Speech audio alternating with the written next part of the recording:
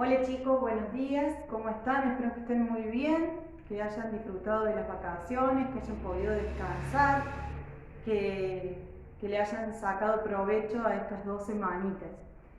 Bueno, ahora se viene la quinta actividad. Esta actividad es una actividad de síntesis. Algo les había comentado por diferentes medios, que se venía una quinta actividad que era una actividad de síntesis, ¿sí? Para poder realizar esta actividad les preparo este video, pero también tienen que hacer uso de los videos anteriores que les he estado mandando, ¿sí? Son videos que tienen acceso todo el tiempo porque están cargados en YouTube, ¿sí? Entonces pueden acceder cuando ustedes quieran, en el momento que pueden ponerle pausa, pueden rebobinar, pueden adelantar, ¿sí? Pueden ir tomando apuntes, ¿bien? De los videitos que les he subido. La idea es de ver, ¿sí?, cuánto hemos logrado aprender en esta primera etapa que pasó. Bien, cuánto hemos podido alcanzar, qué objetivos hemos logrado, ¿sí?, con respecto a los temas o a los contenidos que se dieron en la primera etapa, ¿sí? Son bastante, es mucho, entonces para poder seguir, para poder continuar, para poder avanzar, necesitamos, ¿sí?, que esos contenidos estén mínimamente aprendidos, conocidos, entendidos, ¿sí? Bien. A principios de años, en el poquito tiempo que estuvimos juntos en el colegio, habíamos iniciado con un tema que era la biodiversidad, ¿sí? Y habíamos dicho que la biodiversidad significaba bio, de vida, y bueno, diversidad, variedad, ¿sí? Entonces, que la palabra biodiversidad hacía referencia a la variedad de vidas, de formas de vida, ¿sí?, que había en el mundo, en el planeta Tierra, ¿sí? No se nota mucho con ese figroncito. Entonces, biodiversidad hacía referencia, ¿sí? Bio hacía referencia a vida y diversidad a variedad, ¿sí? Entonces eran todas las formas, las diferentes formas que había en la Tierra. Y decíamos, ¿sí?, que estas diferentes formas de vida que estaban representadas en el planeta Tierra tenía dos factores, ¿sí?, dos factores que las caracterizaba esa biodiversidad, que era la riqueza específica y la especificidad, ¿sí? ¿De qué hablamos cuando decíamos riqueza específica o cuando decíamos especificidad o equitatividad, ¿sí? La equitatividad. Cuando decimos riqueza específica, hablamos del número de especies, ¿sí?, que hay en una comunidad, ¿sí? El número de especies que hay en una comunidad. Comunidad es una forma de agrupar a los seres vivos que ustedes habían visto en primer año y que la tenían muy bien aprendida, muy bien reconocida, ¿sí? En el diagnóstico ustedes habían logrado definirla, ¿sí?, que era un conjunto de poblaciones, ¿sí?, que interactuaban entre sí en un espacio determinado. Eso era la comunidad, ¿sí? Bien, ¿y qué era una población? También lo tenían muy bien reconocido. La población era un grupo de individuos, ¿sí?, de una misma especie. El grupo de individuos de una misma especie, ¿sí?, que estaban en un espacio compartido, en un espacio físico común. Eso era una población. Una población podía estar representada por un solo individuo o por más de un individuo de esa especie, ¿bien?, en una comunidad, ¿sí?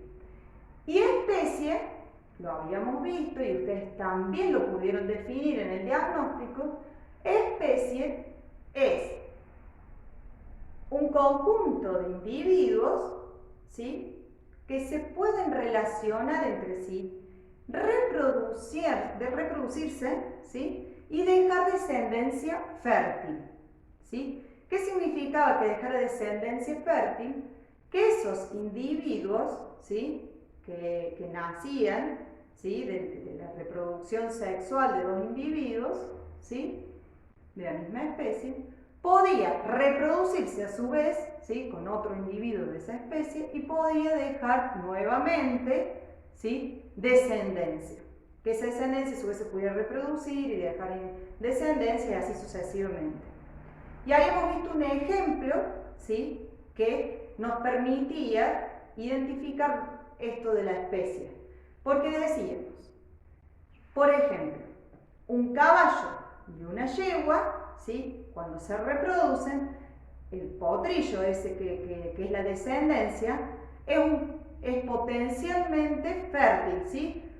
Probablemente ese potrillo, si llega a la adultez, se puede reproducir y dejar descendencia fértil. Pero, eso es porque son de la misma especie, pero si a una yegua, ¿sí?, la cruzábamos con un burro, ¿sí?, que por ahí fenotípicamente, es decir, físicamente, las características que observo son semejantes y nos puede llegar a confundir y decir que son de la misma especie. Sin embargo, cuando yo cruzo una yegua con un burro, ¿sí?, la descendencia que deja es infértil, ¿sí?, la mula.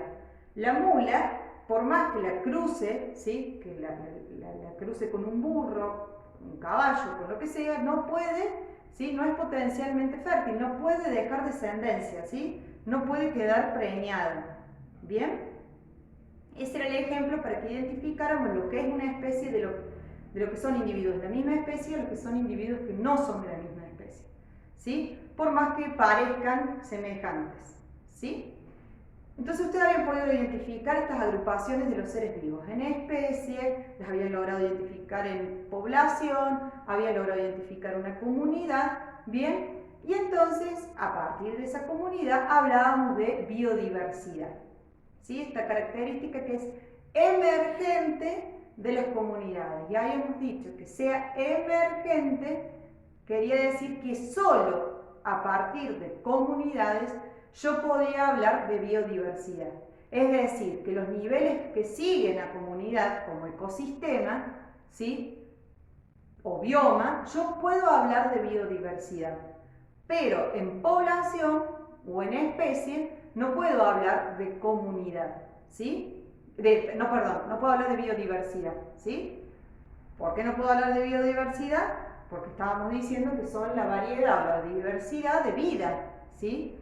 Entonces, si estoy hablando de una población y digo que una población son todos individuos de una misma especie, no puedo hablar de variedad de vida, de formas de vida, ¿sí? Entonces, por eso es que nace esta propiedad a partir de comunidades. Cuando yo hablaba entonces de riqueza específica, hablaba del número de especies que había en una comunidad, ¿sí? Riqueza específica era el número de especies. Riqueza específica, ¿sí?, era el número de especies que estaban en esa comunidad. ¿Bien? ¿Sí? Podía tener formado por 2, podía formarse por 3, podía formarse por 4 especies. Pero esas especies, ¿sí?, esas poblaciones que había en esa comunidad, podían estar representadas por uno o más individuos, ¿sí? Entonces yo podía tener a lo mejor 6 especies, ¿sí?, como riqueza específica de esa comunidad, y sin embargo, ¿sí?, 6 especies, y sin embargo, cada una de esas especies podía estar representada por diferentes números de individuos. Una podía a lo mejor tener un individuo, otra podía llegar a tener 10 individuos, la otra podía llegar a tener 15, otra podía llegar a tener 50, ¿sí?, otra podía llegar a tener 100 y otra a lo mejor 3. ¿sí? 1, 2, 3, 4, 5, 6. ¿Sí? Esa diferencia de individuos que representaban a cada una de las especies que estaban en esa comunidad se llamaba equitatividad. ¿Sí? ¿Qué quería decir? Cómo se distribuía el número total de individuos en esa comunidad entre las especies que estaban en esa comunidad. ¿Bien? Y podía tener equitatividad máxima, que era cuando todas las especies estaban representadas por aproximadamente el mismo número o el mismo número de individuos. ¿Sí? Si yo tenía 100 individuos y había 4 especies, y cada una de esas especies tenía 25, o una tenía 26, la otra tenía 24 y las otras dos 25, ¿sí? Eso era una equitatividad máxima. ¿Qué es una utopía? Es un ideario, no existe en la naturaleza, habíamos concluido eso. Bien, porque siempre hay una especie que predomina sobre la otra, porque está mejor adaptada a las condiciones ambientales, porque tiene una reproducción diferente, ¿sí? Una tasa de reproducción diferente a la de la otra especie, porque es más competitiva, ¿sí? Tiene la capacidad de competir mejor por el nicho ecológico, por el lugar, por los alimentos, ¿bien? Entonces siempre va a haber una especie que predomine sobre las otras. Entonces la máxima equitatividad era una utopía, que todas las especies estuvieran representadas por el mismo número de individuos o muy semejantes. Luego teníamos una equitatividad mínima, ¿sí? Que eso era cuando estaba muy marcada la diferencia, que decíamos que por lo general ocurre en los pinares, ¿sí? Donde hay a lo mejor 1000 pinos con respecto a 30 individuos de otra especie, que es muy marcada, ¿sí? O sea, hay 1000 pinos y 30 hongos, ¿bien? Es como muy marcada la diferencia, es una equitatividad mínima. Y esa equitatividad mínima es la más representativa en el planeta Tierra. ¿Sí? Es la más representativa en el planeta Tierra. Y después tenemos una equitatividad media. Esa equitatividad media justamente está en el intermedio entre la máxima y la mínima. ¿Sí? Es cuando hay una distribución dispar, diferente, distinta entre las especies, pero tampoco es tan marcada como en la equitatividad mínima, pero sin embargo se nota esa diferencia, ¿sí? Por eso no es máxima y es intermedia. ¿Bien? Habíamos visto eso, habíamos visto que la biodiversidad es sumamente importante para nosotros los humanos, sumamente importante. Habíamos visto que la biodiversidad era la clave del equilibrio ecológico, ¿sí? Mientras hay mayor biodiversidad, mejor es el equilibrio ecológico, porque habíamos visto que habíamos retomado y recordado de primer año las cadenas tróficas, las redes tróficas, ¿sí? Donde había un productor, donde había un consumidor primario, donde había un consumidor secundario, podía haber un consumidor terciario, estaban los descomponedores. Toda forma de vida tiene un rol biológico, toda forma de vida es importante. Más allá de que odiemos a los insectos, que le tengamos miedo a los reptiles, que le tengamos temor a algunos mamíferos, ¿bien? O a algunas bacterias, toda forma de vida tiene un rol importante en el equilibrio biológico, ¿sí? Les recomiendo, si lo quieren ver, en el primer fragmento, no recuerdo bien, pero en la película del Rey León, está muy bien explicado y es muy lindo cómo se demuestra que toda forma de vida tiene un rol biológico y que es la clave del equilibrio. Si desaparece una especie, corren riesgo las especies que forman parte de la misma cadena trófica o de la misma red trófica que formaba parte de esa especie que desapareció. ¿Sí? Supongamos, si desaparece este productor, ¿sí? Como veíamos en ese problema que analizamos, si desaparecía este productor, en ese caso eran los arándanos, si hay una especie que se nutre, que se alimenta de ese productor, ¿sí? Si hay un herbívoro que se alimenta de ese productor y desaparece este productor, a este herbívoro le quedan dos opciones. Una, migrar para buscar y encontrar a ese productor si lo encuentra, pero si desaparece de todo el planeta Tierra, no lo va a encontrar, por lo tanto va a tener que buscar, ¿sí? un nuevo alimento, pero para poder buscar un nuevo alimento no es tan fácil, ¿sí? No es tan fácil porque tiene que coincidir que sea capaz de poder digerirlo, ¿bien? Entonces, si ese consumidor primario no consigue otro alimento que reemplace ese que desapareció, y ese consumidor primario tiene riesgo también de desaparecer, ¿sí? También de extinguirse. Por lo tanto, el consumidor secundario que se alimentaba del consumidor primario, ¿sí? Si este consumidor primario desaparece, se extingue, tiene muchas posibilidades también de desaparecer y así sucesivamente, ¿sí? Entonces, toda forma de vida es muy importante en el planeta Tierra, ¿sí? Por algo y para algo fueron creadas, son importantes y las tenemos que cuidar, ¿sí? No solo por los beneficios que obtenemos nosotros, sino por el equilibrio mismo de la vida. Nosotros obtenemos de la biodiversidad medicamentos, alimentos, vestimenta, obtenemos materiales para construcción, ¿sí?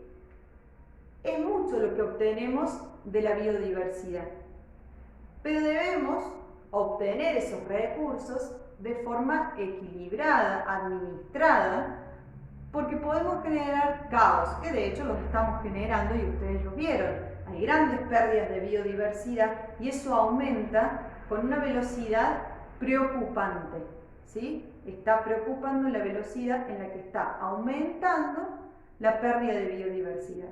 ¿Y por qué está aumentando la pérdida de biodiversidad? Porque claramente está aumentando de forma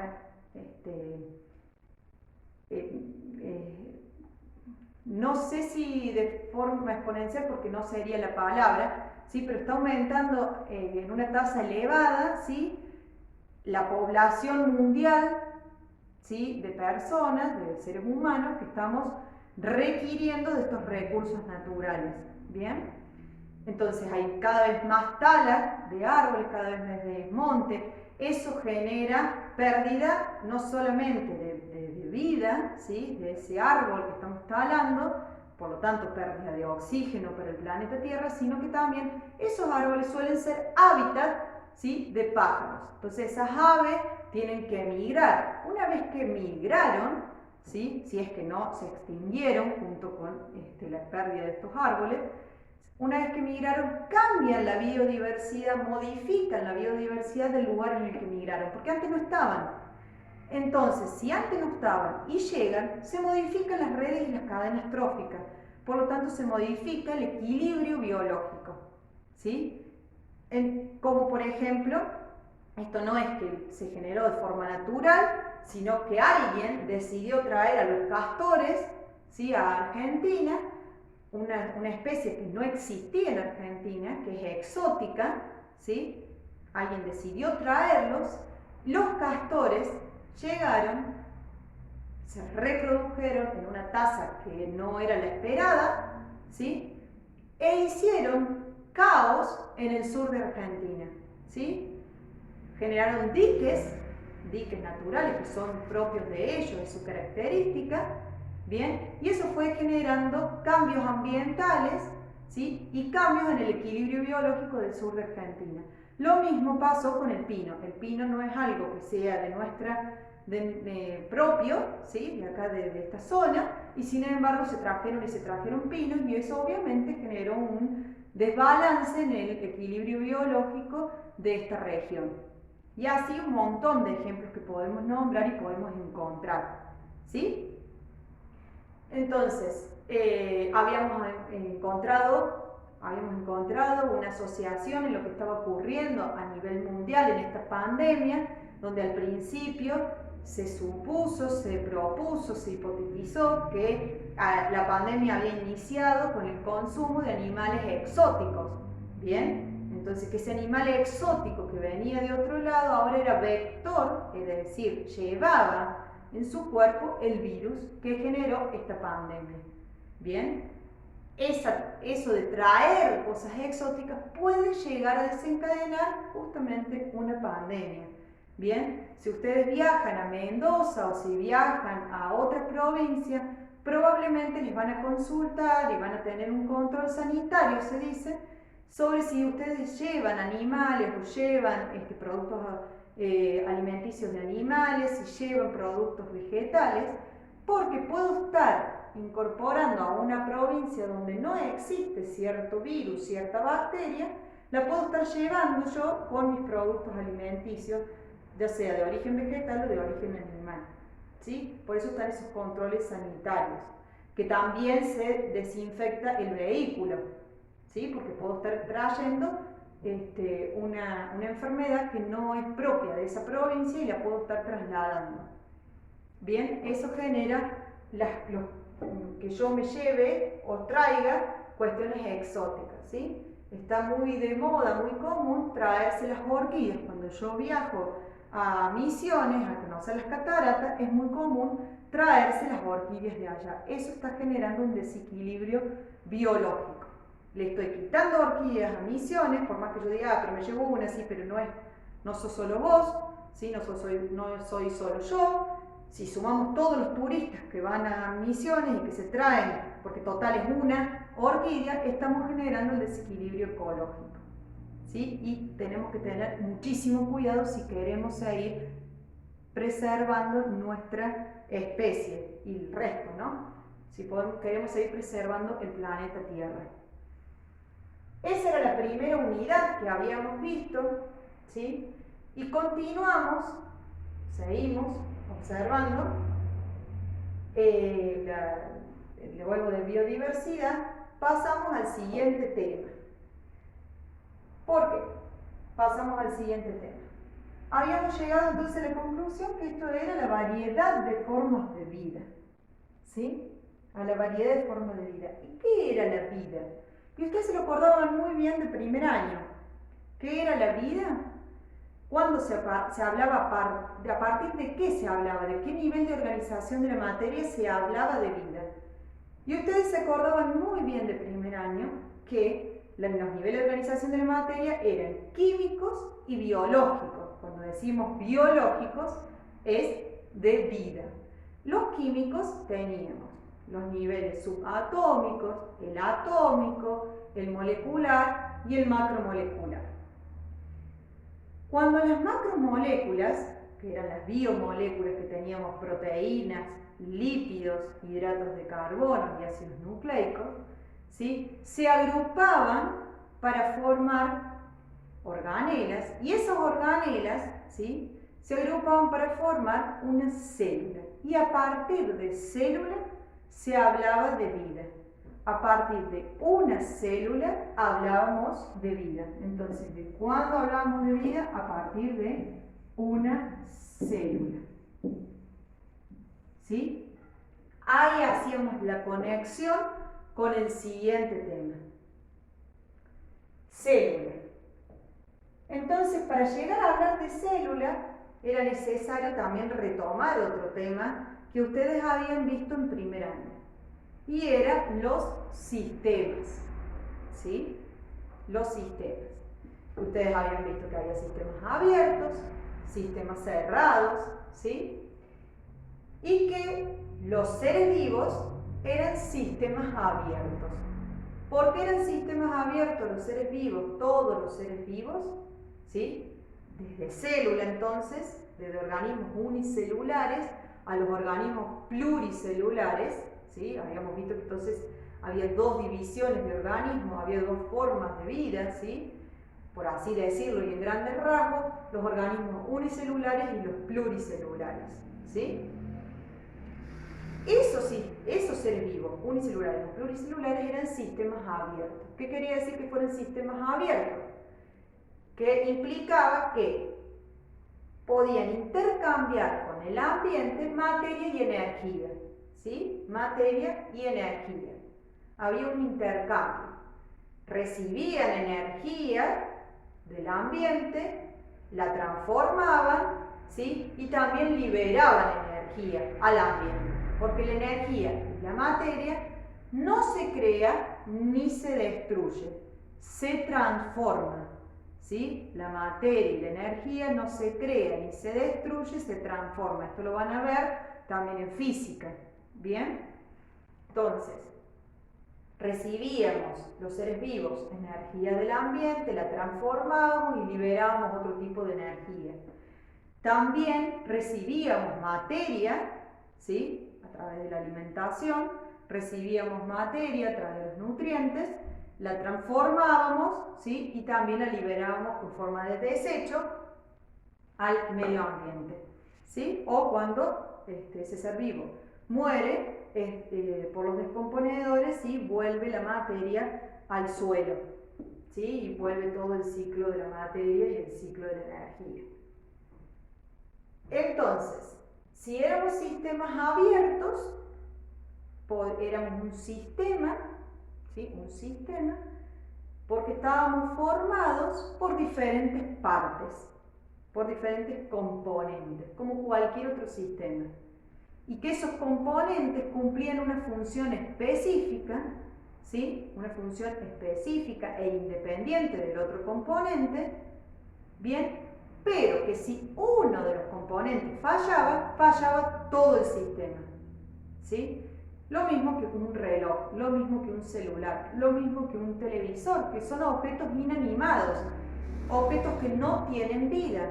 Pero ¿qué era la diferencia entre esos objetos inanimados y nosotros, los seres vivos, todos los seres vivos, ¿sí? Una planta, una bacteria, nosotros? La diferencia era que nosotros estábamos formados por células, ¿sí? Entonces, nuevamente, hablamos de vida cuando se habla de célula, a partir de célula. Cuando un organismo está formado por una célula, ya es un ser vivo. ¿Bien? A partir de ahí, ¿sí? La célula puede complejizarse un poco más, la cuestión, y estas células se pueden unir con otras células y forman un tejido, esos tejidos se pueden unir y formar un órgano, esos órganos se pueden unir y formar un sistema de órganos, esos sistemas de órganos se pueden unir y formar un organismo complejo como el nuestro, ¿sí? O el de un mamífero cualquiera, o el de un reptil, ¿sí? O el de un anfibio. ¿Bien? Y veíamos que para llegar a conocer esta diferencia, los científicos habían pasado por muchas investigaciones, son años y años y años y años de preguntarse, ¿sí? Desde la antigua Grecia, ¿sí? Que se preguntaron qué era lo que nos diferenciaba a los seres vivos de los objetos inanimados. ¿Bien? ¿Qué era eso que nos diferenciaba? Y fue gracias al invento del microscopio, ¿sí? Gracias al invento del microscopio, que se pudo identificar que eso que nos diferenciaba de los objetos inanimados era la célula, ¿sí?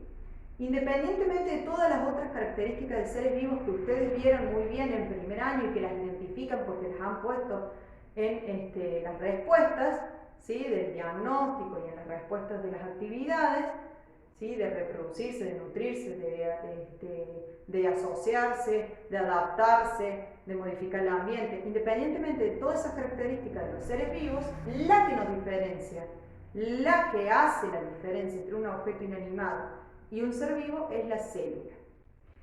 Gracias a los microscopios, al invento del microscopio, ¿sí? Y a los avances en el microscopio, se pudo identificar esta celda, ¿sí? Estas celdas, que eran como muchas celdas, como un panal de abejas que formaba parte del corcho. Bien, y como el corcho no es más ni menos que tejido vegetal, ¿sí? Entonces identificaron eso. Y por eso le pusieron cell, ¿sí? en inglés, y por eso nosotros lo convertimos en célula. Pero en aquel entonces lo que ellos querían decir era que era una célula, que estábamos formados por células, ¿sí? Ya luego le dieron este nombre, célula, ¿sí? Al ir investigando y cada vez más y profundizando en el tema de la célula, plantearon la teoría celular, con sus premisas, sus supuestos. ¿Bien?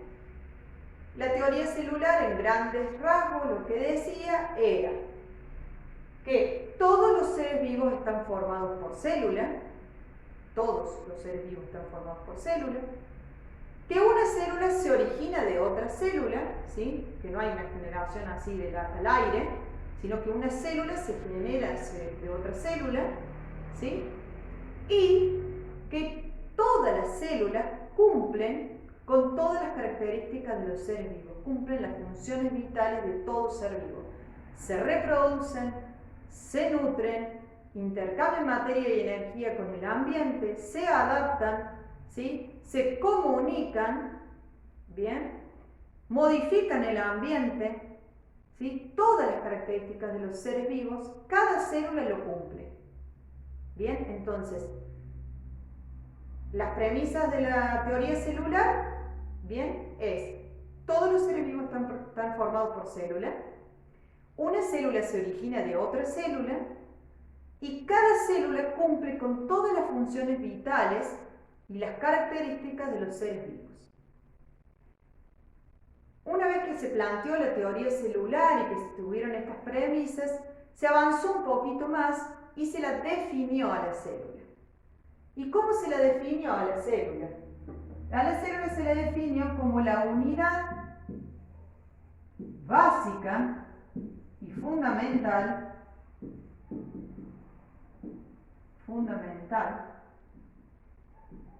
¿sí? Unidad básica y fundamental que cumple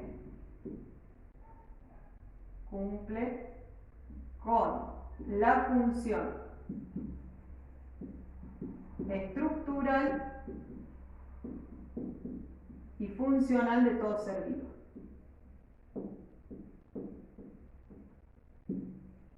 Bien.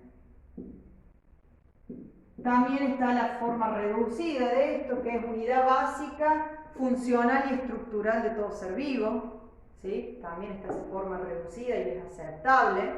¿Sí? La unidad básica, funcional y estructural de todo ser vivo. También es válida. ¿Sí? Es la forma como más abreviada de esta definición. ¿Y qué quería decir unidad básica? Que a partir de célula se habla de ser vivo. ¿Sí? Que todo ser vivo está formado por al menos una célula. ¿Bien? Eso es unidad básica y fundamental. No puedo hablar de ser vivo si no hay célula. Por eso habíamos dicho que los virus no son seres vivos. ¿Sí? Los virus no son seres vivos porque no están formados por células.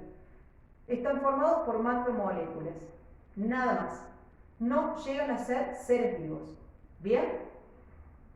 Entonces, unidad básica y fundamental es que se necesita al menos de una célula para hablar de ser vivo, que cumple con la función estructural y funcional. Estructural justamente es eso, ¿no? Que forma a los seres vivos, que le da estructura al ser vivo. Y funcional es porque allí, en la célula, ocurren todas las reacciones metabólicas de un ser vivo. Todas las reacciones metabólicas ocurren en el interior de la célula, por eso es funcional, porque hace que funcione el ser vivo, hace que el ser vivo viva justamente, ¿sí? Que funcione. Bien, todas las reacciones metabólicas nuestras y de cualquier ser vivo ocurren dentro de nuestras células. Eso quiere decir su definición, ¿sí? Cuando la queríamos desglosar, qué era cada parte de la definición, hablábamos de eso, para poder entender y no repetir de memoria unidad básica, funcional y estructural de todo ser vivo, ¿sí? Para entender qué es lo que quiere decir cada partecita de la definición. Luego de que vimos la teoría celular y que vimos que toda esta vida que habíamos visto de la diversidad de vidas que hay está formado por células, ¿sí? Y que vimos las premisas de la teoría y que vimos la definición de célula, pudimos dividirlas, pudimos clasificarlas. Las células entonces están clasificadas en dos tipos, en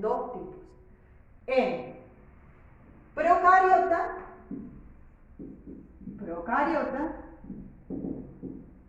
y eucariota. ¿Sí? ¿Qué quería decir esta clasificación?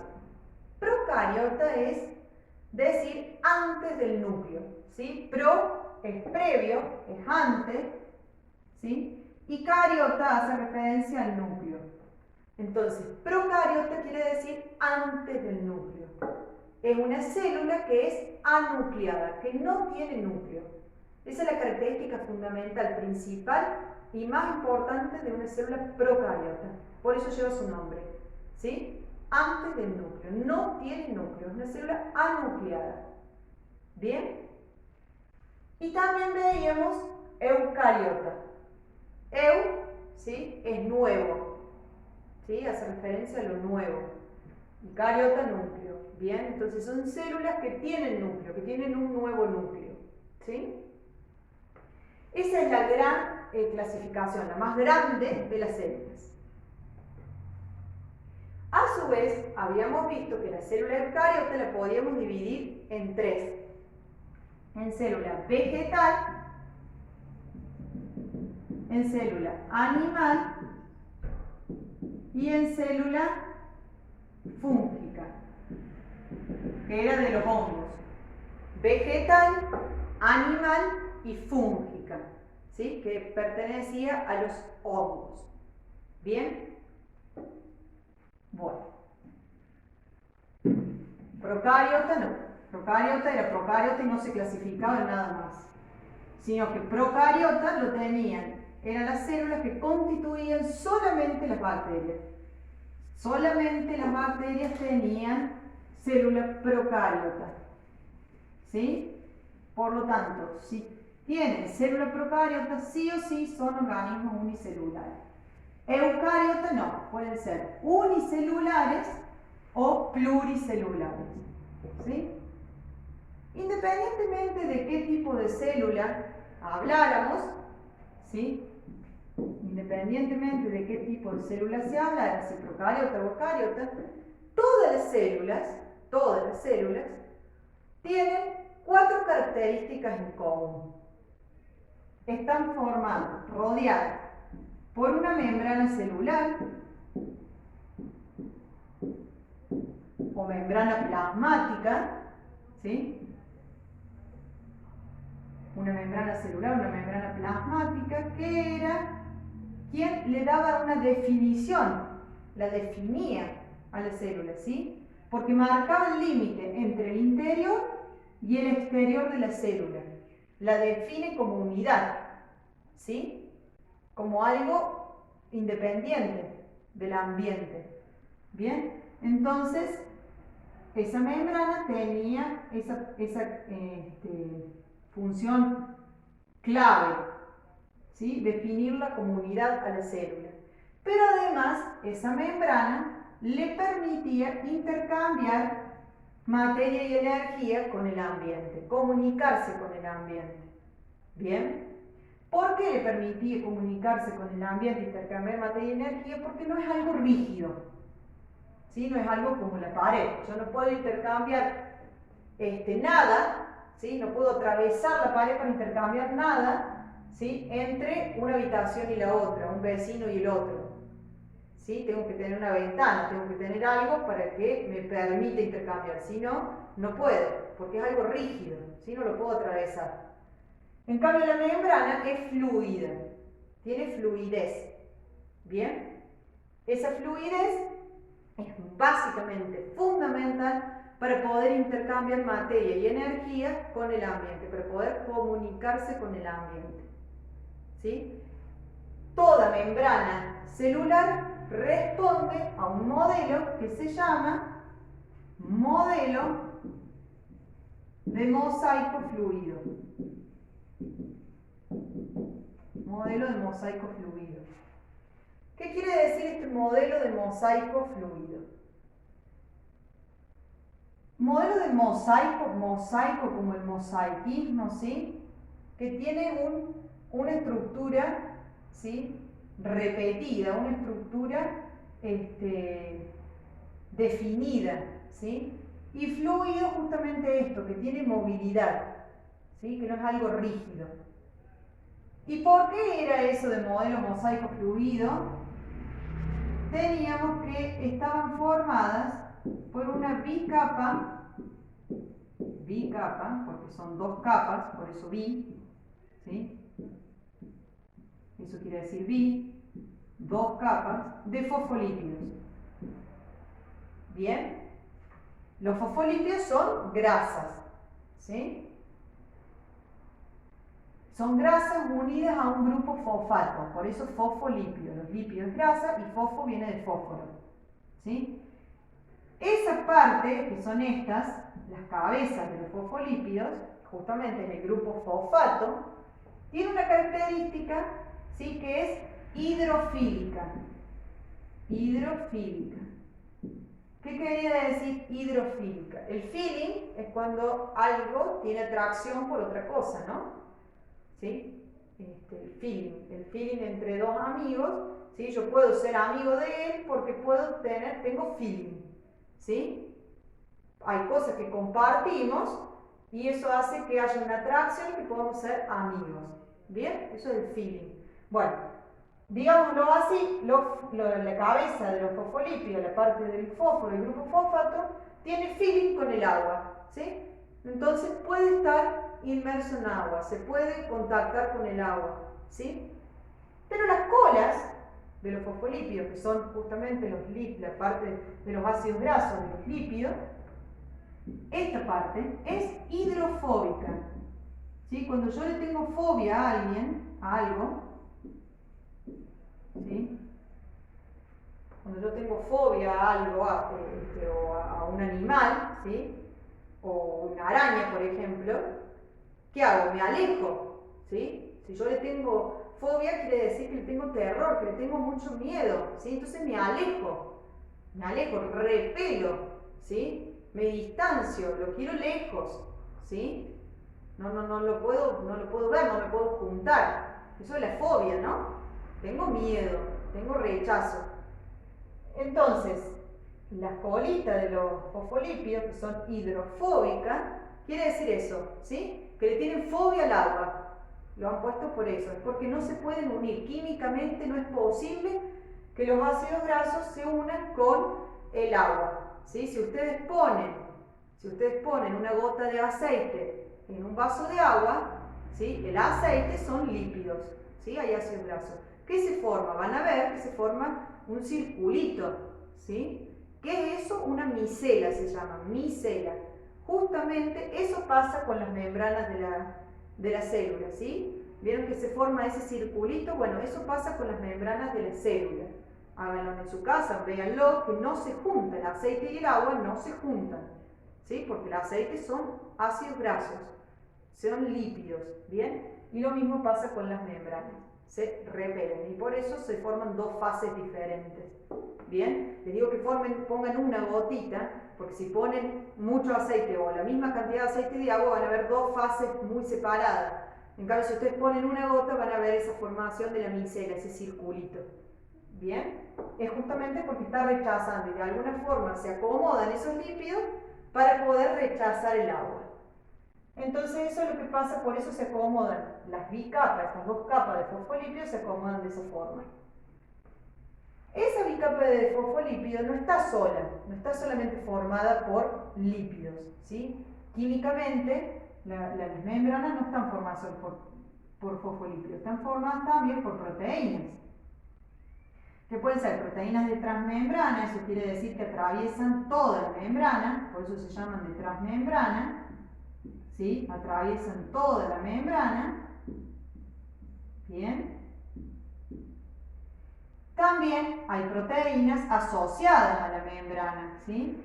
Asociadas de forma interna o de forma externa, ¿sí? Si este es el exterior de la célula y este es el interior de la célula. Bien, hay proteínas asociadas a la membrana, proteínas de transmembrana que atraviesan toda la membrana. A su vez, hay glúcidos, ¿sí? Glúcidos o hidratos de carbono o azúcares, esos tres nombres, glúcidos, hidrato de carbono o azúcares, que pueden estar asociados a proteínas, ¿sí? O pueden estar asociados a los fosfolípidos. Si están asociados a los fosfolípidos se llaman glucolípidos y si están asociados a las proteínas se llaman glucoproteínas. ¿Sí? Entonces, las membranas están formadas por lípidos